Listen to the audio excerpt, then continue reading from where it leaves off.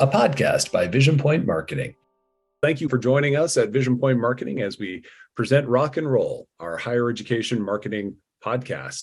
With me today, we have Christian Jessup, who is the marketing manager for Vision Point, and Anna Chandler, who is our director of SEO and analytics here at Vision Point. Let's talk GA4. So we are what, 2 months into this GA4 thing right now? How's it going so far? How has the launch been? What have you both been seeing?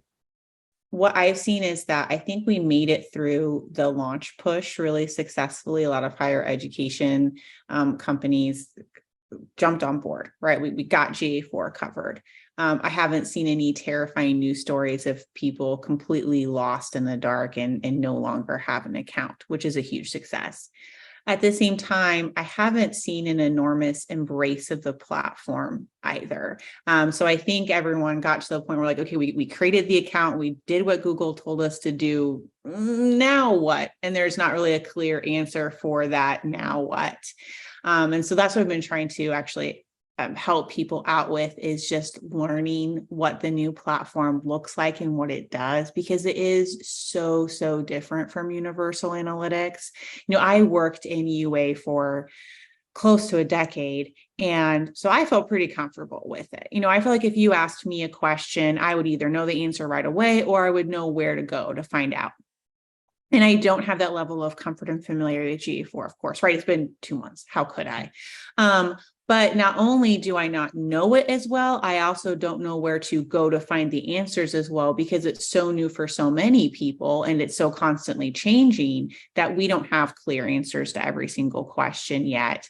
So I would say if you're out there and you have your GA4 account and you're kind of afraid of it, don't feel bad. You're not alone in that feeling. We're all in here together with a little bit of confusion trucking through. It is this strange paradox as a very rudimentary analytics user. GA4 is simultaneously easier to use and navigate, but also more frustrating. Like my first blush impressions, just whenever I've needed to get on there for like Vision Point's analytics, has been, some things are right there. It's much more easy to navigate, but also in the old analytics and universal analytics, there were things that I had learned how to do. There were like easy places that I knew how to go to get really specific metrics, to find things that I really needed. And to Anna's point, I don't know where to go for that anymore. It's almost like they simplified the platform for rudimentary users like me, but that's also made it harder to find the more in-depth data that sometimes is really useful to have. So from my limited time in there and from my limited perspective of not being a power user, it's been easy to see some things, but also really frustrating that I can't find other things. And like Anna said, there's not many places to turn right now to get that help you even need to find it. Yeah, I completely agree. I think the analogy I would give is the Microsoft versus Mac of the early aughts, right? So if you bought a Windows machine, there was a lot going on and you didn't necessarily know how to use it. But if you do know how to use it, you can do anything that you want, right? You can change absolutely every tiny piece of the computer. You go to the Apple store and you get a Mac and it works immediately. You turn it on, you log in, you're good to go. Wonderful. But what if you need to change something? What if you don't like the way it looks? Well, that is blocked out to you. It is a complete walled garden. And I think that's the change to GA4, is it's in some ways made things easier. You open it, you log in, you have the 5 pieces of information you need. But what if you need more than that 5? Well, too bad, you're SOL. I love that. That's a great comparison. That is a great comparison, honestly. But I'm wondering, looking forward with GA4, my first blush and just going through, looking at a few GA4 instances, is that in some ways, I think the data might be more accurate than it used to be. And I feel like, and I would love to get your opinion on this, but I feel like it's a little easier to understand for non-analysts. Like if you weren't familiar with universal analytics, the insights that are out there are a little bit easier to find, right? Because data is data. We're all drowning in data, but its insights are the thing. And it does seem like maybe it's made insights a little bit clearer. Is that Am I way off? Is that because that is definitely a layman's opinion at that point? Well, that's such a great question. I honestly think I'm too deep in the soup to answer it correctly. I want my deep data, and I no longer know what it is to have the beginner mind. But I do think your question about the data accuracy is also a great one I can answer. The way that Universal measured data is different from GA4. So when I say it's totally different, not only does it look different, but it actually operates differently, right? Different OS, to go back to that earlier metaphor. Because of that, there are ways in which GA4 can capture data that Universal Analytics simply didn't have, which can then improve accuracy, right? So as a big example, the way that Universal Analytics tracked you was with a specific cookie, right? And Google is trying to get away from that cookie model as much as possible because the ecosystem of the entire internet is kind of shifting away from that model to offer better data security. So in the old Universal Analytics model with your cookie, right? When I went to a website from a specific browser on a specific device, that got registered to me. But if I go back on a different device or a different browser, it doesn't necessarily know that that new cookie, that new person is also still me, right? So they might think it's Anna 1 versus Hannah over here, Hannah 2. With GA4, they have more complicated models that attempt to connect those people. And that's really important because the way that we interact with the internet is so fragmented nowadays, right? Like I don't go and sit down in front of my laptop and access a website and read everything and then decide I love it and submit an RFI and then wait 5 minutes and say, actually, you know what, I'm ready to apply, right? Let's dive in. I'm going to enroll. I've got my semester built out. Okay, great. That's not what's happening, right?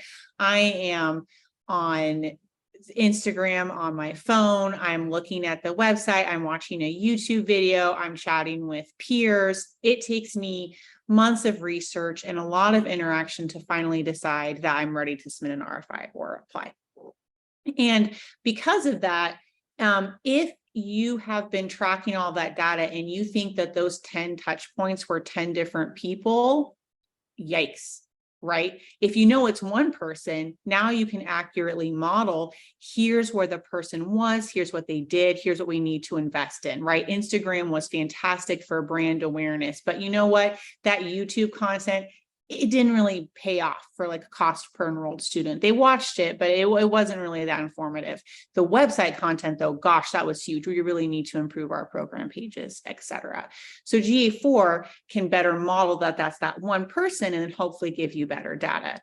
I do want to say though that it's hopefully model. It is guessing, right? So in some ways, guessing is very easy. Like I'm logged into Gmail on my computer. I'm logged into Gmail on my phone. It's pretty obvious I'm that same Google person, but it's not going to be perfect. It's always going to be guessing. And again, with the way that the ecosystem is fragmented, it's not that one person is always using the same browser or device. So you could be getting data from actually multiple people, even though it looks like the same source, because like my kids are always stealing my phone to look up Minecraft questions, etc.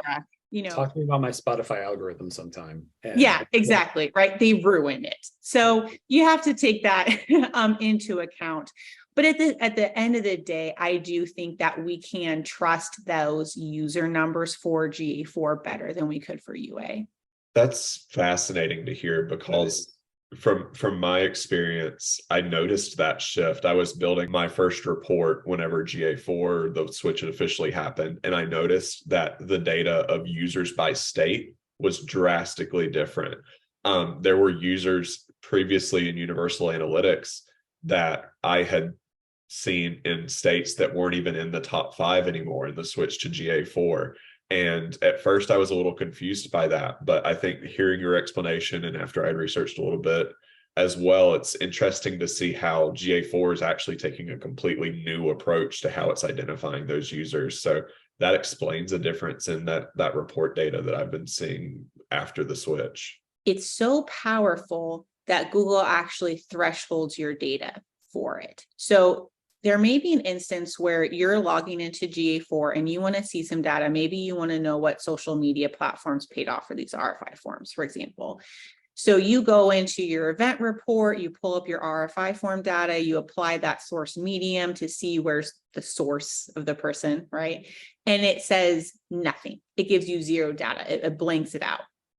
If that happens, it's because you have fewer than 50 counts. And so Google has thresholded it for you and actually gives you a little warning when that happens. If you scroll up to the top, you'll see a little triangle, exclamation mark. Because there's so few people, Google's worried about privacy and security issues. So it says, oh, we're not going to give you that data. Now, if you're working with like hundreds of thousands of pieces of information, this will never come up, right? So if you're looking at page views for your program pages, don't worry about it. But if you are testing something very small, like you just launched a new channel and you're wanting to see how it does, that can be a really frustrating limitation. There is a way around it. In the GA4 admin, you can reset your modeling behavior to be more strict, more UA device-based, right? Like per cookie versus this new model.